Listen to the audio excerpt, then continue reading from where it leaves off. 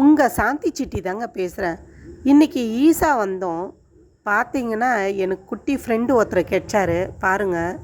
பார்த்துட்டு ஈசா சாமியை பார்க்கலான்னு போனால் சரியான மழைங்க. கீழே இறங்கவே முடியல. அவ்வளோ மழையில் ஜனம் நின்று இருக்குது பாருங்கள். எவ்வளோ மழையில் அப்படியும் பொருட்படுத்தாத மழையிலே நனைஞ்சி போயிட்டு சாமியை பார்த்தாங்க. பார்க்கறதுக்கே நல்லா இருந்ததுங்க.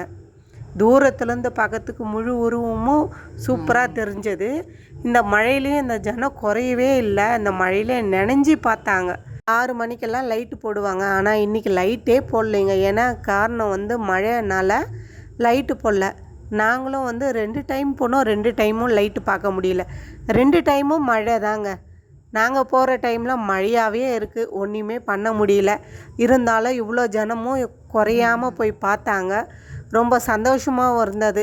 ஏன்னா ஈசாவை பார்க்குறதுக்கு இன்னொரு டைம் லைட்டு வெளிச்சத்தோடு நாங்கள் பார்க்கணுன்னு ஆசைப்பட்டோங்க.